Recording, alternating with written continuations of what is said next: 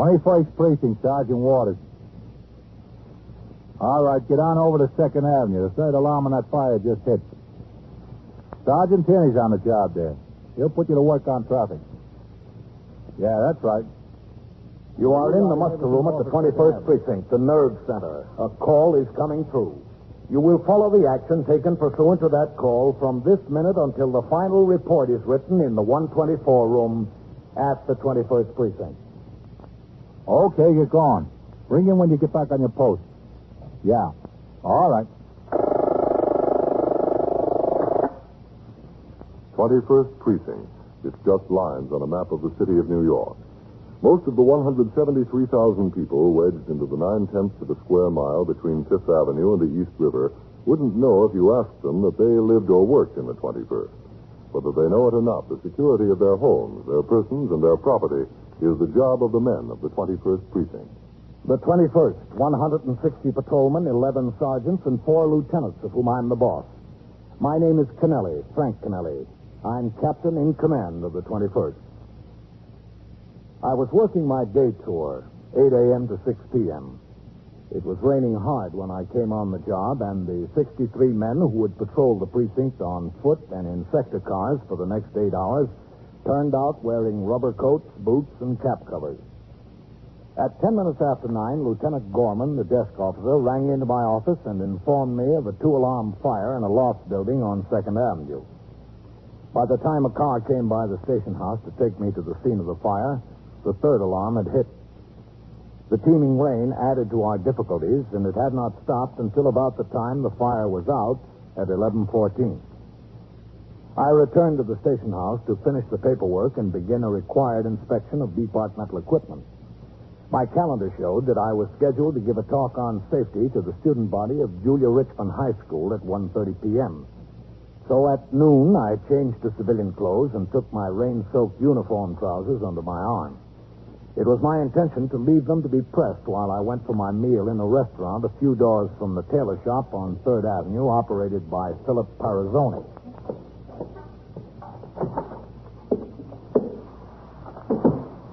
Hello, Miss Parazzoni. How are you? I'm fine. I'm Captain Kennelly. Bill. Well, you don't have to bother him. Bill. Bill, come here. Well, Mrs. Parazzoni, Hello, Captain. Oh, Phil, how are you? Phil. Rose, you better get to 211 and pick up the work. Oh, all right. Yeah, the night doorman's uniform and the elevator operator's uniform from the super. 211. Yeah, 211. All right. I'll get them. Yeah, only press if they want them back by 5 o'clock, huh? Only press. Wives in the business. Yeah. Sometimes they ruin more customers than they're worth. Yeah, Captain Frank. I got them soaked this morning, Phil. I'm giving a talk to some high school students at 1:30 this afternoon. I wondered if I could get them pressed. Oh, sure. They're not too wet, are they? No, don't worry about it. I'll take care of it. I'm going to have lunch down the block. Could I pick them up in about half an hour? Well, I'll deliver them to the station house if you want. No, that's all right. I'll pick them up. Yeah, okay. Thanks a lot, Phil. Oh, Captain?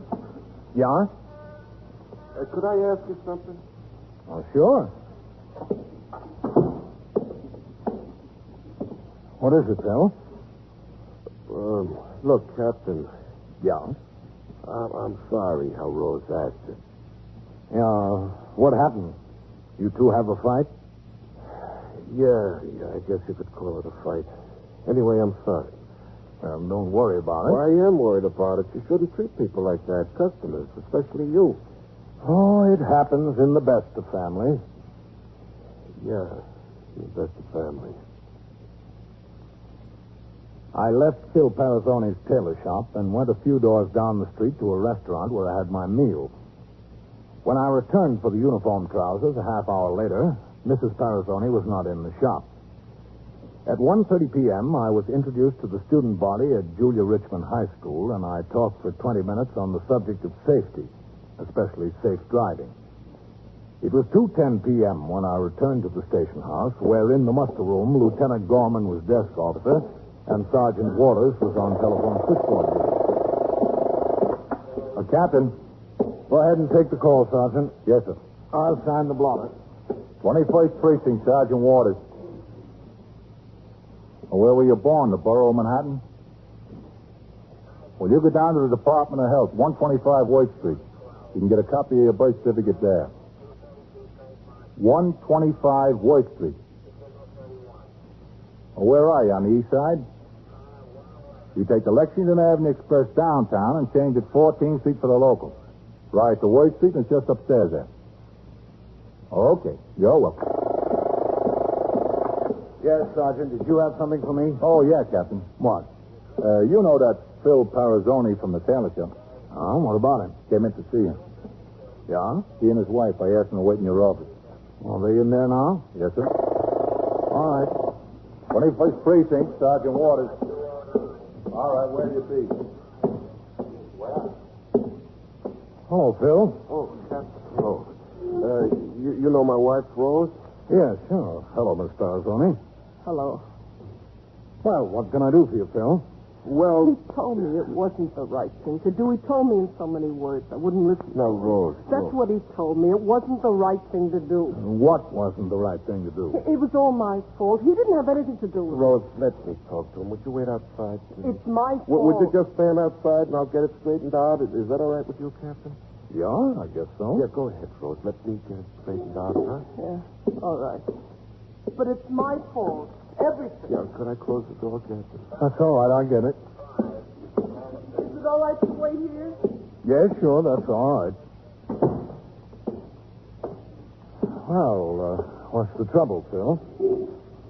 Captain, when you came in the store to get your pants pressed, Yeah? well, that's why she acted so funny, because it was you. You see, she thought you came to arrest her. That's why she acted that way. Arrest her for what?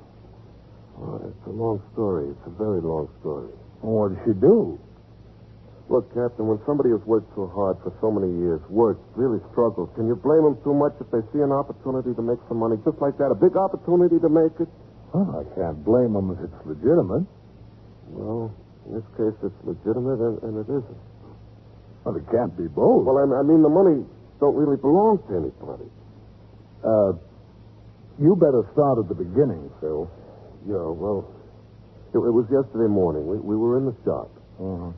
Well, Rose was at the counter, like when you came in today, and I was in the back at the pressing machine. Yeah? Well, the door opened, and a customer came in, a woman, a very pretty young woman. Yeah. Well, she came in mad as a wet hen. Well, I heard her talking to Rose, and I came up to see what the matter was. But she had on a nice wool suit, see? The front of the skirt was dirty and smudged, and I didn't blame her for being mad. Anyway, she said she was on the bus. She said two men got on, and the man who was sitting next to her saw the two men. Well, she thinks they were detectives, and they were after the man that was sitting next to her. Uh-huh.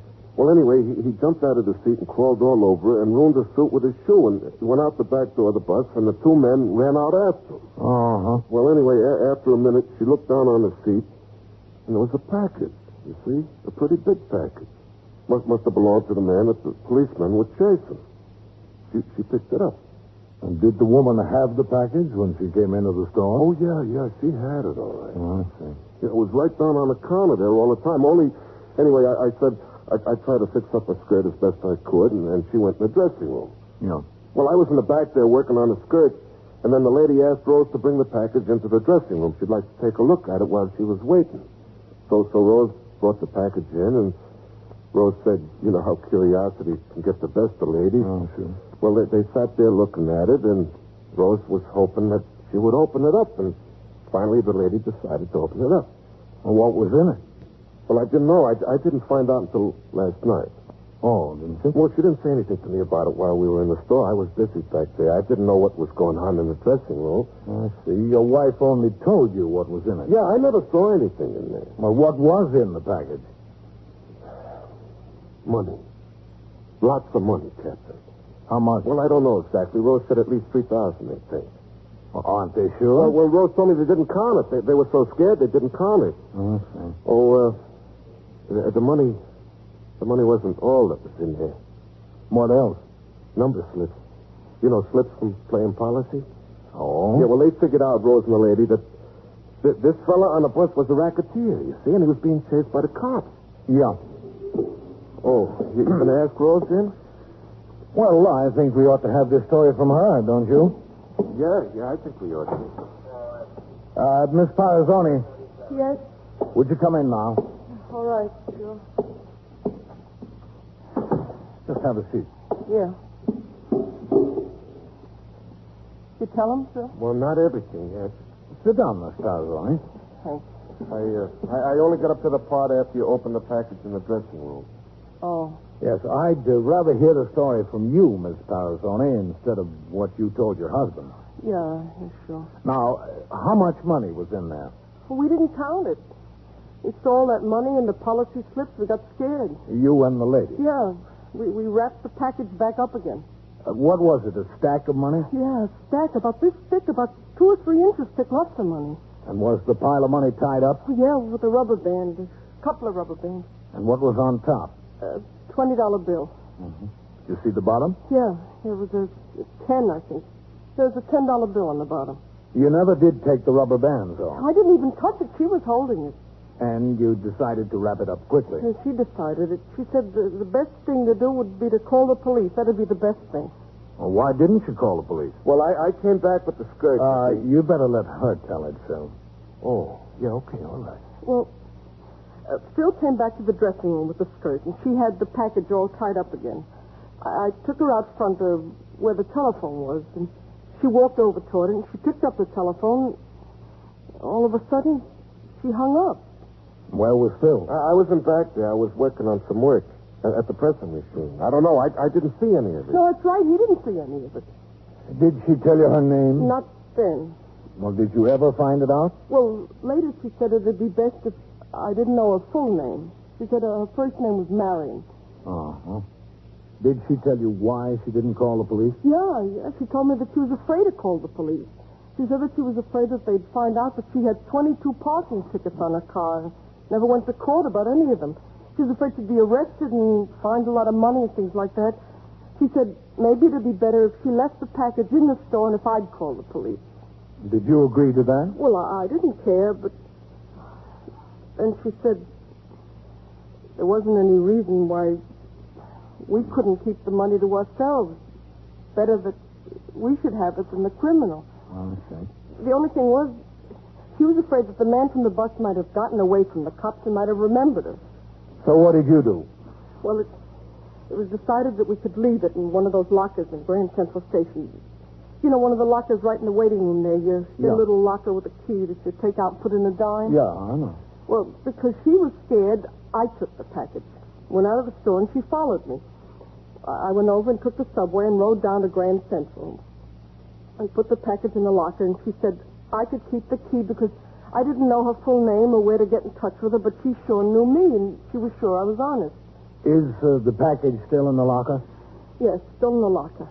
And you've got the key? Yeah, I got the key. I got it right here. See? How much cash did she ask you to put up? So did you tell him she asked me to put up cash? No, I didn't tell him. No. How did you know she asked me to put up cash? I knew. How much was it? $750. Have you given it to her yet? No, I'm supposed to meet her this afternoon. You're lucky, Mr. Parazzoni. What do you mean lucky? I'm worried to death. Scared to death. You're lucky. You not only didn't find $3,000 of someone else's money, you didn't lose $750 of your own. You are listening to 21st Precinct, a factual account of the way police work in the world's largest city. Now back to 21st Precinct and Captain Kennelly. I took Mr. and Mrs. Parazzoni upstairs to the 21st Detective Squad and into the office of Lieutenant Matt King, the squad commander. Shim-shamming, bunco, and pigeon-dropping, as the small con games are called, are old stories and easily recognizable to police officers. But to the victim, they're most convincing. This is especially true because in many there is a blinding streak of larceny exceeded only by that in the con artist. These confidence rackets are invariably based upon the victim's desire to get something for nothing, something that belongs to somebody else. To the police officer, the gullibility of people is amazing. It's incredible how many in the city of New York fall victim to these same old small con games year in and year out. In this case, Lieutenant King and Detective Louis DeLuca questioned the intended victim very closely as I listened. Why should she give you the key? If she were on the level, why wouldn't she suspect you'd go to the locker and get the package for yourself? Well, she told me that she trusted me because she knew where to get in touch with me. We were in business. She walked in off the street with a smudge on her suit, and that's sufficient reason for her to trust you with $3,000? Well, she told my wife she had to trust somebody. Yeah, that's right. She couldn't go to the police on account of the 22 parking ticket. You've known these people a long time, haven't you, Captain? Yes, ever since I've been in the precinct. Many years. As far as I know, they're good, honest, hard-working people. It was all my fault. After I told Phil, he said, why didn't I go to the police? I should have gone to the police. That's what he said. Rose, please, huh? If I meant for you to go to the police, I would have insisted. Now, let's pick this up for a minute where we left off. Yeah, all right. Yesterday, you and this Marion took the package down to Grand Central, and you got one of those dime lockers. Yes, that's right. Then what did you do? We went to a coffee bar, I guess you call it, in Grand Central. We stood there and we had a cup of coffee, and she said, well, I guess nobody followed us. I guess the detectives arrested the man. I said, yes, I guess they did. So she thanked me a lot for helping her, and she started to say how much I should get for helping her. She mentioned something like 25% of what was in the package. Well, I would have been satisfied with 25%, but anyway, we settled on the fact that I should get a third. We were supposed to meet at Grand Central right at this coffee bar exactly at noon today. We take the package someplace and open up and then split the money. How did she happen to give you the key? Well, it was her own idea. It was very nice of her, wasn't it? I thought it was. Then you parted company. Yes. What time did you get back to the store? It was about an hour after I left. Your husband asked you where you'd been? Well, yeah, I asked her. She told me she had to go out with the lady to help her out. I asked her why she had to help out a stranger like that. She said she just did. She had to, that's all. You accepted that answer? Well, I couldn't do nothing except accept it. What else could I do? When did you tell him about the money? Last night after dinner. I just couldn't keep it in me anymore. I told him about the package and about everything that was in it and how we went to Grand Central, how we put it in the locker, and how she was going to meet me there tomorrow and I was going to get 1/3. Your husband told you to go to the police, didn't he? Yes, he told me. Yeah, I told her, but with no enthusiasm But whatsoever. at least you told me. And you were intending to meet her at Grand Central Station at noon today and open up the package? Yes, that's right. Well, it was about noon that I came to your store. You were still there. Yes, I know I was there. I got a call from her on the telephone at 9:30 this morning. That's Marion? Yes, Marion. She said she was in awful trouble. She said she got home the night before, went to bed, and when she woke up in the morning, there was a policeman there. A policeman. The phone almost fell out of my hand. She said the policeman came to arrest her on account of the 22 traffic tickets that she didn't show up in court for. She said the policeman took her down to the magistrate's court, and she was sitting there just waiting for her trial.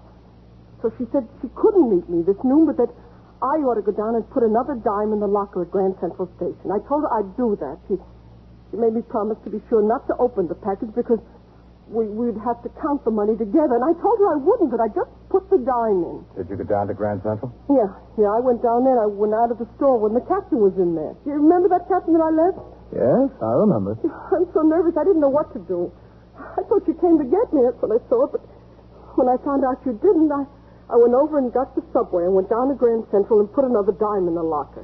Did you look inside to see if the package was still there? Yeah, I opened up the locker. I looked inside to see it was still in there, the package. Then you went back to the store? Yes. What time was that? Well, it must have been about 1:45 that I got back. What time did you hear from Marion again? About 1 o'clock she called. What'd she say this time? Well, she told me she'd been up before the judge. She said the judge was very mad at her for ignoring the 22 traffic tickets, and he fined her $750. $750. She had to have the money right away. She'd go to jail. She had to pay the fine by 4 o'clock that afternoon. She said she didn't know what she was going to do. The judge wouldn't let her leave the building, but he let her go out in the hall and use the pay telephone so she could call some friends. And if she didn't have it by 4 o'clock that afternoon, she'd go to jail. What'd you say to her? Well, I told her she had all that money in Grand Central Station there. I said she ought to be able to use that. But she said no, she didn't want to do that.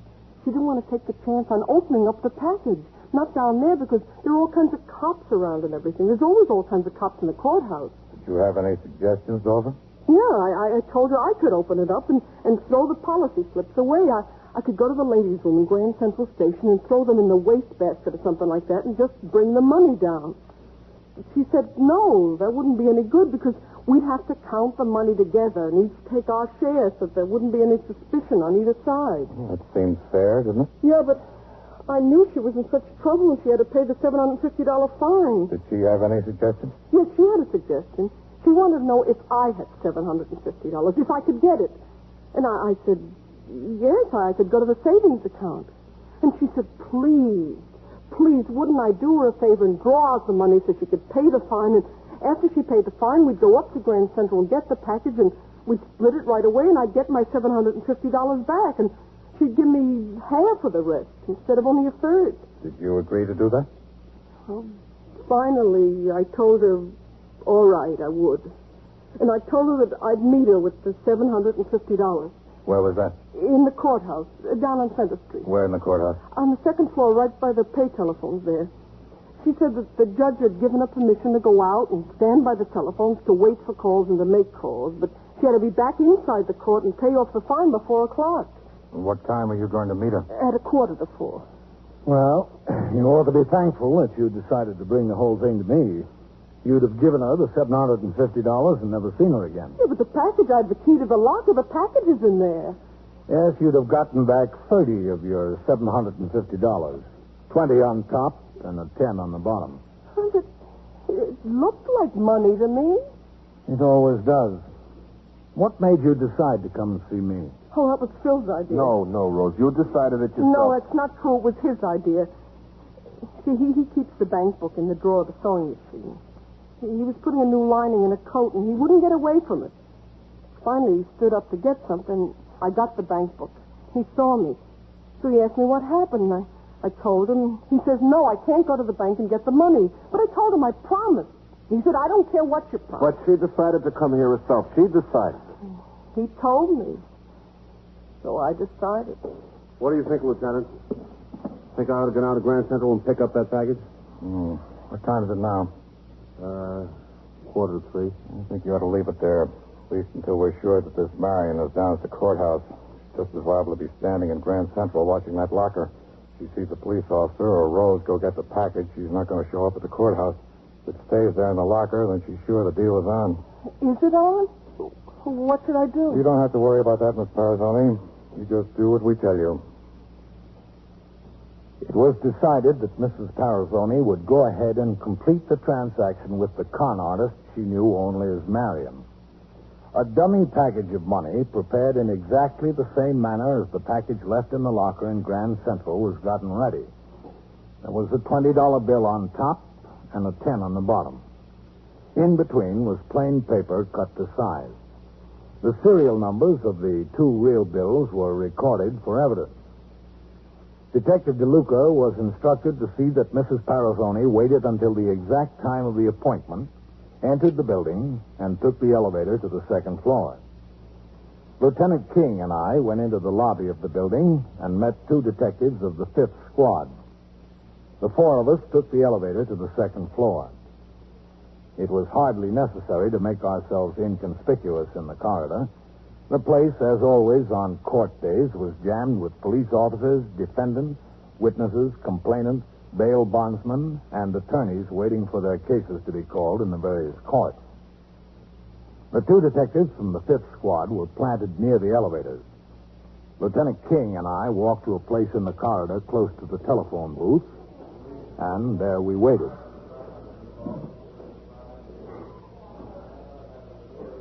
Captain, it's the first time I've heard of the criminal court building being part of a con game. It's impressive, Matt. You got to give her credit for that. That's impressive, all right. There's a woman waiting. Think that's her? She's pretty close to the description. Wait a minute. There's another one down there. Where? At the drinking fountain. Oh, yeah. Lots of them, Captain. No, I guess we'll just have to wait and see. Guess so. How's the time? She's due up here now. How about moving across there where we can see the elevators? Yes, sir. Okay.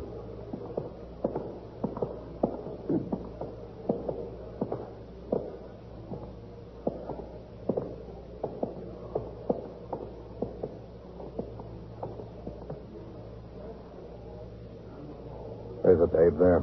The blue dress. Yeah? That could be her, too. Now, we'll see. Look, we better not both watch the elevators, man. No. I'll look this way. You just let me know what's going on, okay? Okay. There's another one that could be the gal. That description fits half the women in New York.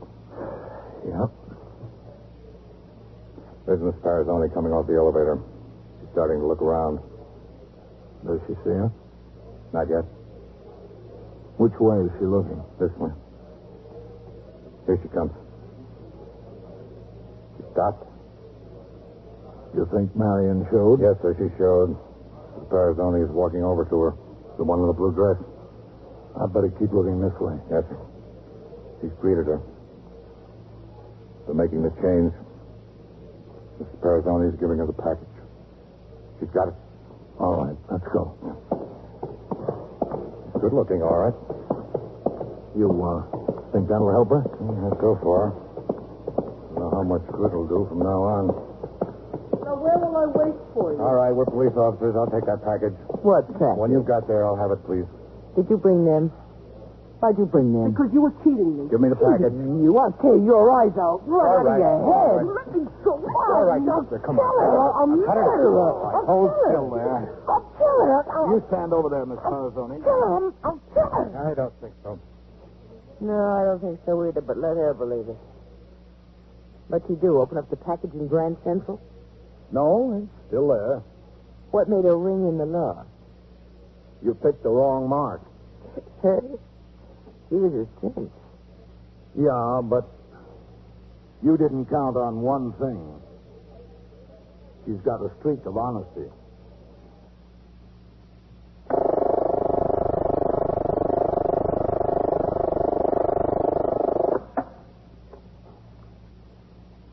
"21st Precinct, Sergeant Waters." Yeah, that's right. Those are policemen working over there. What do you want to know for? Well, how does what they're doing concern you? Yeah? Yeah? Well, you'll just have to bear with us a while, mister. Getting her out is more important than your losing a little sleep. All right. Yeah, we'll be through there right away. As soon as possible. Yes, sir. Yes, sir. You're welcome.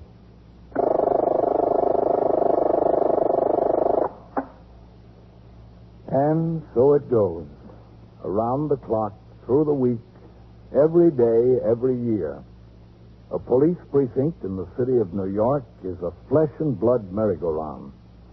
Anyone can catch the brass ring, or the brass ring can catch anyone.